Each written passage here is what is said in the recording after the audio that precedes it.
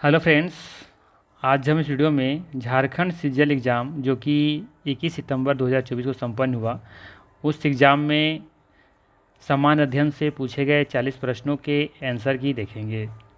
साथ ही साथ रिव्यू भी करेंगे और देखेंगे कि कितना मार्क्स 40 में आपका आना चाहिए कम से कम। ठीक है। और ये वीडियो एक्चुअली में सच कहिए तो बनाने का इच्छा नहीं कर रहा है, जब से ये अफवाहें सुनने को मिल रही हैं कि पेपर फिर से क्या लीक हुआ है। अगर सच में ऐसा हुआ है तो फिर 6 से 7 लाख के स्टूडेंट जो भी एग्ज़ाम में बैठे थे, 6 लाख के आसपास में, उन सब के लिए बहुत बड़ी दुखद खबर होगी। और सच कहूँ ना तो ये वीडियो सच में एकदम दिल से बनाने की इच्छा नहीं कर रहा है। क्यों बनाएं, मतलब क्या कहें यार। सिस्टम को कभी कभी सिस्टम से मुझे मतलब बहुत तकलीफ़ होता है कि आखिर क्या हो रहा है। हर बार एग्ज़ाम होता है, पेपर लीक हो जाता है। कहीं भी देखिए, कभी सीटेट का मामला लेकर के, कभी जीटेट का मामला लेकर के, कभी क्या, मतलब क्या, हाँ स्टूडेंट जाए, समझ से परे है। ठीक है, फिर भी चलिए क्या कर सकते हैं, देखिए क्या होता है। उम्मीद कीजिए कि सब कुछ सही हो।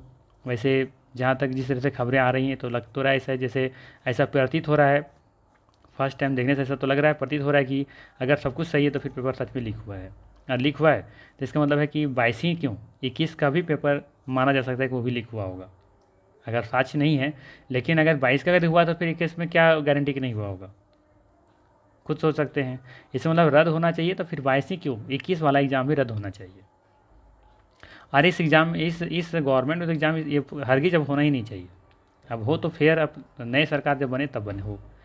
और मतलब क्या सिस्टम पर विश्वास करें यार, इतना मतलब क्या ही कर सकते हैं। इतना हमारे जो राजा हैं वो ऐसे से बात करते हैं, ऐसे लगता है कि बिल्कुल चोरी होगा नहीं, बिल्कुल चोरी नहीं होगा। लेकिन देखिए क्या होता है, हालात कहाँ से कहाँ चले गए हैं। बहुत दुख होता है। टीचर से लेकर के स्टूडेंट सभी परेशान हैं। ऐसा नहीं कि सिर्फ टीचर ही परेशान है, स्टूडेंट भी परेशान है। और पढ़ाने की किसी को, कोई भी टीचर को विषय में पढ़ाने की इच्छा भी नहीं करता है। खैर चलिए देखते हैं फिर भी क्या क्वेश्चन आए थे, क्योंकि पढ़ा हुआ बेकार जाता नहीं। पढ़ लेते हैं, देखते हैं क्या इसका आंसर की में क्या क्या सही आंसर होगा। ठीक है, तो पहला प्रश्न है, पूछा गया था, राज्यपाल द्वारा शपथ या प्रतिज्ञान लेने का प्रावधान भारतीय संविधान के किस अनुच्छेद में है? अनुच्छेद 72, अनुच्छेद 124, अनुच्छेद 159, अनुच्छेद 356। तो यहाँ पे देखेंगे कि अनुच्छेद 352, 56 और 60 है ना। ये देखेंगे कि जो आपातकाल वगैरह है, राष्ट्रीय आपातकाल है, राष्ट्रपति शासन है, तो उससे संबंधित है। ठीक है, ये तो होगा नहीं वैसे। इसका सही आंसर होगा ऑप्शन नंबर सी, अनुच्छेद 159। ठीक है, ध्यान रखना है, अनुच्छेद 159 इसका सही आंसर है। 11वां नंबर सवाल पूछा गया था कि 11वां मौलिक कर्तव्य किस संवैधानिक संशोधन द्वारा जोड़ा गया था? 42वां, 86वां, 44वां या फिर 51वां? तो याद रखना है, इसका सही आंसर है ऑप्शन नंबर सी, सॉरी माफ़ कीजिएगा, 86वां। ठीक है, 86वां संवैधानिक संशोधन के तहत 11वां मौलिक कर्तव्य को जोड़ा गया था। कब जोड़ा गया था? 2002 में। ठीक है, और 42वां संवैधानिक जो संशोधन था ना, ये 1976 में आया था। ठीक है, इसमें 10 मौलिक कर्तव्यों को जोड़ा गया था। ठीक है, टोटल 11 मौलिक कर्तव्य, इसमें से 10 जो है वो 42वां संवैधानिक संशोधन के अंतर्गत जोड़ा गया था। ठीक है, यह याद रखना है आपको। ठीक है, बाकी 44वां तो पता ही होगा कि इसको जो हमारा संपत्ति का अधिकार था वो हटा दिया गया था। ठीक है ना। चलिए अगला सवाल लेते हैं। अगला सवाल था, निम्नलिखित में से कौन सी समिति भारत में पंचायती राज संस्थाओं से संबंधित नहीं है? ठीक है, कौन सा नहीं है? तो पंचायती राज से संबंधित देखिए, ये दो तो नाम कॉमन है, बलवंत राय और अशोक मेहता समिति। ठीक है, कन्फ्यूजन आपको अगर हुआ होगा तो सी और डी में। ठीक है, लेकिन इसका सही आंसर हो जाएगा ऑप्शन नंबर सी। ठीक है, तुंगन समिति भी देखेंगे कि इसका मतलब कि पंचायती राज से संबंधित ही है। ठीक है, क्योंकि देखेंगे कि ये जो थे, ये स्थानीय शासन निकाय को संवैधानिक दर्जा देने के लिए जो भी होता है वो उसकी एक समिति बनाई गई थी, अलग समिति, ऐसी तुंगन समिति। ठीक है, और वाई की अलग समिति था, ये पोषण समिति आवश्यकताओं को पूरा करने के लिए एक समिति गठित की गई थी, जिसे वाई की अलग समिति कहा जाता है। तो इसका सही आंसर हो जाएगा सी ऑप्शन। अगला सवाल था कि वर्तमान में कितने राज्यों में विधान परिषद है? वर्तमान में कितने राज्यों में विधान परिषद है? 5, 6, 7 या 8? इसका सही आंसर हो जाएगा ऑप्शन नंबर 6। ताज्जुब की बात है, सोचिए कि कंपटीशन मतलब कितना कम है। हम लोग कहते हैं ना कि कंपटीशन बहुत ज़्यादा है। देखिए इतना इजी क्वेश्चन पूछे जाते हैं। हमने कम्युनिटी पोस्ट में डाला था, क्वेश्चन डाला था, वहाँ पे सवाल पूछा था हमने कि भारत में कितने केंद्र शासित प्रदेश में विधान परिषद मौजूद हैं? ठीक है। वहाँ पे 83% लगभग स्टूडेंटों का कहना था कि 2 राज्यों में केंद्र शासित प्रदेशों में विधान परिषद मौजूद है। सोचिए, 83% स्टूडेंट का कहना था, ठीक है, जो कि क्या है, बिल्कुल गलत है। एक भी ऐसा राज्य नहीं है जहाँ पे विधान परिषद मौजूद है, ठीक है। 6 ही राज्य हैं, ठीक है। 6 राज्य कौन कौन से हैं इसका भी नाम आपको पता होना चाहिए। एक है आपका आंध्र प्रदेश, ठीक है, शॉर्ट में देते हैं, जल्दी हो जाएगा। एक है आपका आंध्र प्रदेश, ठीक है। एक है आपका कर्नाटका, ठीक है, कर्नाटका याद रखिएगा। एक है आपका तेलंगाना, ठीक है, तेलंगाना है। एक है आपका महाराष्ट्र, और एक है आपका बिहार, और एक है आपका यूपी, उत्तर प्रदेश, ठीक है। 1 2 3 4 5 6, आंध्र प्रदेश, कर्नाटका, तेलंगाना, महाराष्ट्र, बिहार और यूपी, ये 6 राज्यों में आपको विधान परिषद देखने को मिलेगा, ठीक है। तो इसका सही आंसर क्या हो जाएगा, ऑप्शन नंबर बी होगा, सी नहीं होगा, 7 नहीं है, 6 है, ठीक। चलिए अगला सवाल लेते हैं। अगला सवाल था, लोकसभा को भंग करने का अधिकार किसे है? लोकसभा को भंग करने का अधिकार किसे है? भारत के राष्ट्रपति, भारत के प्रधानमंत्री, भारत के मुख्य न्यायाधीश या लोकसभा अध्यक्ष? सही आंसर हो जाएगा भारत के राष्ट्रपति, ठीक है। भारत के राष्ट्रपति को अधिकार है कि वो लोकसभा को भंग करे, ठीक। अगला सवाल है कि भारत के संविधान की 7वीं अनुसूची के संघ सूची में निम्नलिखित में से कौन सा विषय आता है? ठीक है, भारत के संविधान की 7वीं अनुसूची के संघ सूची में निम्नलिखित में से कौन सा विषय आता है? ठीक है, संघ सूची में कौन आता है? तो याद रखिए, कृषि भी नहीं है, पूंजीगत कर भी नहीं है, ट्रेड यूनियन, औद्योगिक और श्रमिक विवाद भी नहीं है। इसका सही आंसर हो जाएगा ऑप्शन नंबर ए, खानों और तेल क्षेत्रों में श्रम और सुरक्षा का विनियमन। ठीक है, ये आपको 7वीं अनुसूची के संघ सूची में देखने को मिलेगा।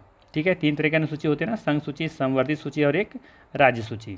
संघ सूची में सिर्फ संघ का, केंद्र सरकार को उसमें कानून बनाने का अधिकार होता है, जबकि संवर्धित सूची में केंद्र और राज्य दोनों बना सकते हैं, लेकिन विवाद वाले जो मैटर आते हैं उसमें केंद्र से बनाती है नियम, वो उसको तवज्जो दी जाती है। और एक होता है राज्य अनुसूची, जो कि राज्य उस पर कानून बनाने का अधिकार उनको प्राप्त होता है। ठीक है, तो ध्यान रखिएगा, इसका ये ऑप्शन यहाँ पे सही होगा।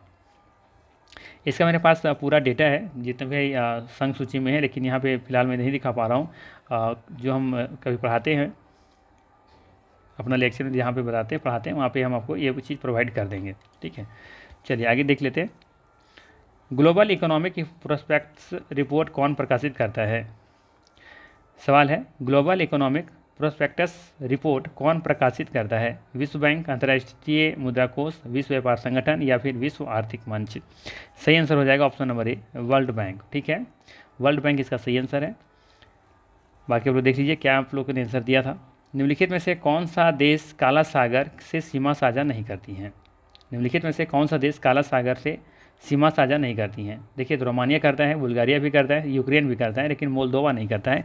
यहाँ पे सी ऑप्शन बिल्कुल सही होगा। ठीक है, इसके लिए हम यहाँ पे एक मैप रखें, उसको देखिए, समझ में आ जाएगा क्लियर। ठीक है, और ये चीज़ हमने जब हम ज्योग्राफी का क्लास लेते हैं वहाँ पे हमने बता रखा है, देख सकते हैं यहाँ पे। ये हमारा है ब्लैक सी। ठीक है, यहाँ पे देखें रोमानिया दिख रहा होगा, बुल्गारिया दिख रहा होगा, ठीक है, टर्की भी है, और ये जॉर्जिया भी है, और ये रसिया इधर है। ठीक है, लेकिन यहाँ पे देखेंगे कि ये जो मोल्दोवा है ना, ये जो रेड वाला पार्ट दिख रहा है, येलो कह सकते हैं, जो भगवा कलर दिख रहा है, ये देखेंगे कि ब्लैक जो सागर है उससे ये कनेक्ट नहीं हो रहा है ना, ये जुड़ा हुआ नहीं है। बाकी टर्की है, बुल्गारिया है, रोमानिया है, ठीक है, जॉर्जिया है, रसिया भी है। ठीक है, तो ध्यान रखना है यहाँ पे, ये आपका मोल्दोवा जो है वो नहीं है। ठीक है, यूक्रेन में देख सकते हैं, यूक्रेन देखिए, यूक्रेन का यहाँ पे जो रेड वाला पार्ट दिख रहा है, ये रेड नहीं, ग्रीन वाला पार्ट देखिए, इससे कनेक्टेड है। ठीक है, यूक्रेन ये पूरा पार्ट दिख रहा होगा, तो ये भी इससे कनेक्टेड है। ठीक है, तो ब्लैक सागर से मोल्दोवा जो है ये आपका नहीं होगा, तो इसका सही आंसर क्या हो जाएगा, ऑप्शन नंबर सी। ठीक है, यूक्रेन है, रोमानिया, बुल्गारिया है, लेकिन ये मोल्दोवा नहीं है। ठीक, चलिए अगला सवाल देखते हैं। अगला सवाल पूछा गया था कि निम्नलिखित में से कौन सा सही मिलान नहीं है? हुमायूंनामा, गुलबदन बेदन, बिल्कुल सही है ये। ठीक है, किताब अल रहला इब्न बतूता, ये भी सही है। पदशाहनामा अब्दुल हामिद लाहौरी, ये भी बिल्कुल सही है। किताब उल हिंद जो है अबुल फजल, इसको नहीं लिखा है, तो सही आंसर हो जाएगा ऑप्शन नंबर डी। ठीक है, याद रखना है, किताब उल हिंद को किसने लिखा है? अल बरूनी ने लिखा था। ठीक है, किसने लिखा था? अल बरूनी।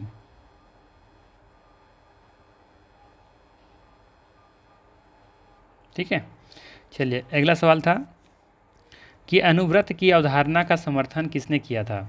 आसान सा सवाल था, किसने किया था, जैन धर्मों ने किया था। ठीक है, जैन धर्म के जो लोग थे उन्होंने अनुव्रत की अवधारणा का समर्थन किया था। अगला सवाल है, अब यहाँ पे प्राचीन स्थल दिया रखा है और यहाँ पे पुरातात्विक खोज के बारे में बताया गया है। ठीक है, तो किससे संबंधित होगा ये आपको यहाँ पे मैच करके बताना था। ठीक है, तो सबसे पहले यहाँ पे लिख देते हैं हम ए बी सी और इधर डी। ठीक है, तो सबसे पहले देखिए लोथल है। ठीक है, तो लोथल जो है आपका यहाँ पे मिला था गोदीवाला यानी कि डॉक यार्ड, 2 हो जाएगा। जबकि यहाँ पे कालीबंगम क्या देखने को मिला था, जूता हुआ खेत, तो ए ऑप्शन हो जाएगा। बाकी धौलावीरा में क्या देखने को मिला था, धौलावीरा में देखने को मिला था यहाँ पे हड़प्पा लिपि के 10 बड़े आकार के चिन्हों वाला एक शिला लेख। ठीक है, तो यहाँ पे 4 हो जाएगा। अब बच गया यहाँ पर 3 मिला दीजिए, तो देखिए इस ऑप्शन कहाँ दिख रहा है, 2 1 4 3, 2 1 4 3 ऑप्शन नंबर बी में दिख रहा है। ठीक है, चलिए अगला सवाल देख लेते हैं। अगला सवाल पूछा गया था निम्नलिखित में से कौन सा शासक वंश और उनकी राजधानियों का सही मिलान नहीं है। ठीक है, तो आप लोग को पता होगा पल्लव जो कि उनका राजधानी कांची ही था। ठीक है, ये सही है। फिर पांड्य था, इनका राजधानी मदुरै था, ये भी सही है। ठीक है, और यादव का जो राजधानी था मथुरा नहीं था। ठीक है, ये गलत है। यादव का जो राजधानी था वो था देवगिरी। ठीक है, क्या था, देवगिरी, देवगिरी। ठीक है, देवगिरी को आज दौलताबाद के लोग नाम से जानते हैं, दौलताबाद। आज जो दौलताबाद है ना वही पहले क्या था, देवगिरी था। ठीक है, तो यादव की राजधानी कहाँ थी, देवगिरी, या फिर आज का डेट में कहे तो दौलताबाद। और काकातीय जो था इसका राजधानी वारंगल था, ये सही है। ठीक है, और वारंगल देखा जाए तो अभी है वारंगल, इससे पहले से ओरू गल्लू कहा जाता था। ठीक है, इससे पहले ओरू गल्लू कहा जाता था वारंगल को। चलिए अगला सवाल देख लेते हैं। अगला सवाल है निम्नलिखित में से कौन सा नृत्य यूनेस्को की अमूर्त सांस्कृतिक विरासत सूची में शामिल नहीं है। ठीक है, तो यहाँ पे देखेंगे छऊ शामिल है। ठीक है, छऊ भी शामिल है, थय्यम भी शामिल है। ठीक है, अच्छा माफ़ कीजिएगा, थय्यम नहीं होगा। ठीक है, ये कालबेलिया भी शामिल है और मुद्दी एट्टू भी शामिल है।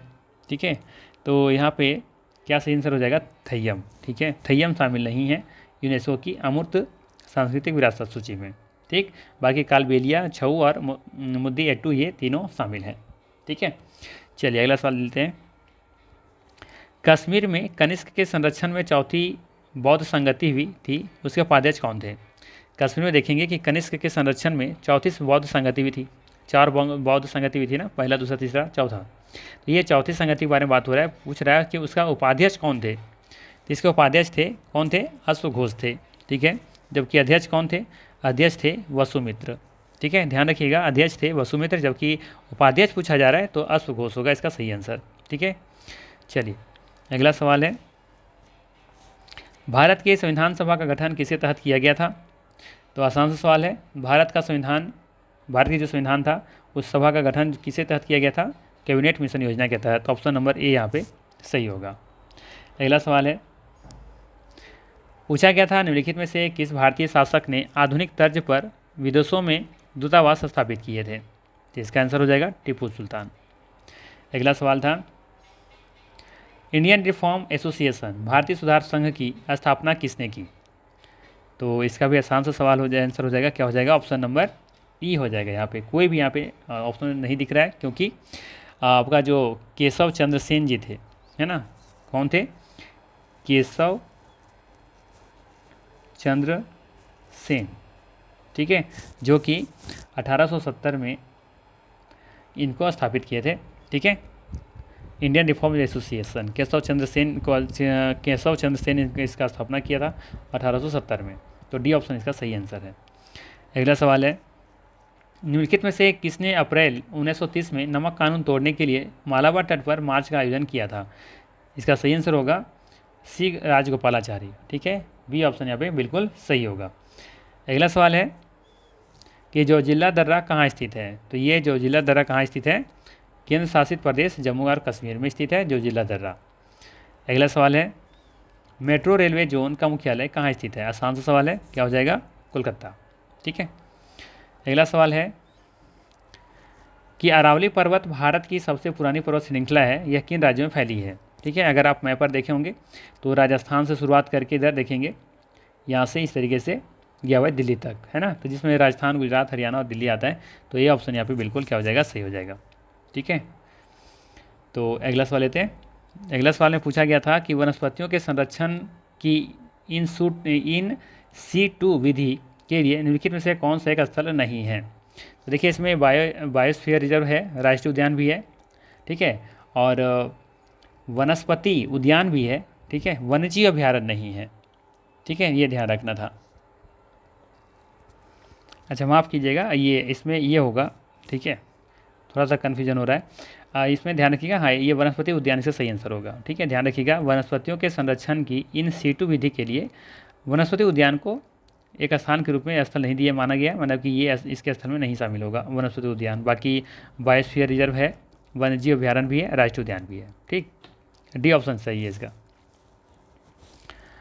बायो मैग्निफिकेशन, जिसे हिंदी में कहते हैं जय आवर्धन, तो इसका क्या अर्थ है, तो इसका अर्थ क्या है ये आपको बताना है, ठीक है। तो ध्यान रखिएगा, जय आवर्धन का अर्थ होता है खाद्य श्रृंखला में किसी प्रदूषक की कॉन्सेंट्रेशन सांद्रता में वृद्धि, ठीक है, सांद्रता में क्या होना, वृद्धि।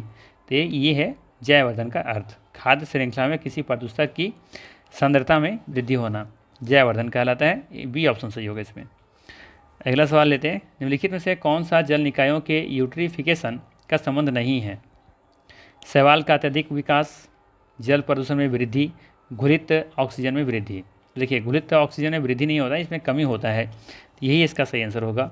इसमें घुलित ऑक्सीजन में वृद्धि नहीं होता है, बल्कि यहाँ पे ऑक्सीजन की कमी होती है इसमें, ठीक है। जल प्रदूषण में वृद्धि तो होता ही है, साथ में शैवाल का अत्यधिक विकास की वजह से ऐसा होता है, तो ये भी सही है, सी गलत है इसमें। अगला सवाल है, किसी उत्पाद के बाजार मूल्य पर पहुंचने के लिए उत्पाद की कारक लागत में निम्नलिखित में से क्या जोड़ा जाता है, ठीक है।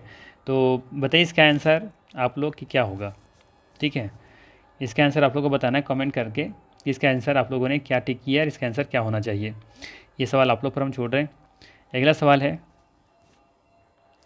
निम्नलिखित में से कौन सी घटना सबसे पहले हुई थी। बीमा कंपनियों का राष्ट्रीयकरण, एयर इंडिया का राष्ट्रीयकरण, बैंकिंग विनियमन अधिनियम का अधिनियमन या फिर SBI का राष्ट्रीयकरण, ठीक है। तो यहाँ पे देखेंगे कि बीमा कंपनियों का राष्ट्रीयकरण हुआ था 1956 में, ठीक है। इस बाद एयर इंडिया का राष्ट्रीयकरण कब किया गया था, 1953 में, ठीक है। और बैंकिंग विनियमन का जो इसका किया गया था, लाया गया था, ये 1949 में। और SBI का राष्ट्रीयकरण कब हुआ था, 1955 में, ठीक है। SBI का राष्ट्रीयकरण किया गया था 1955 में। और 1921 में देखेंगे कि 3 बैंकों को मर्ज करके इंपीरियल बैंक ऑफ इंडिया के नाम से बनाया गया था, और 1955 में इसे स्टेट बैंक ऑफ इंडिया के नाम पर से राष्ट्रीयकरण कर दिया गया था, ठीक है, 1955 में। तो बताइए इसका सही आंसर क्या होगा अब। इसका सही आंसर हो जाएगा सी ऑप्शन, ठीक है, बैंकिंग विनियमन अधिनियम का अधिनियमन, ठीक है, सी ऑप्शन सही होगा। अगला सवाल देख लेते हैं। यदि RBI कैश रिजर्व का अनुपात कम करता है तो ऋण सृजन पर क्या प्रभाव पड़ेगा। यदि RBI क्या कर रहा है, कैश रिजर्व का अनुपात कम कर दे रहा है, ठीक है, तो ऋण सृजन पर क्या प्रभाव पड़ेगा, यानी कि ऋण में क्या असर पड़ेगा।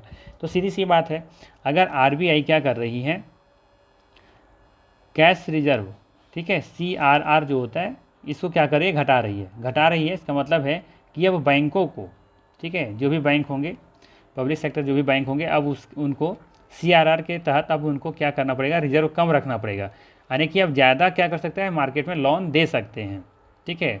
अब उनके पास लोन देने के लिए मात्रा बढ़ जाएंगी, तो क्या होगा, तो ये ऋण सृजन क्या होगा, ये बढ़ेगा या घटेगा, तो छूट मिल रहा है ना, तो इसमें बढ़ जाएगा, सिंपल सा है।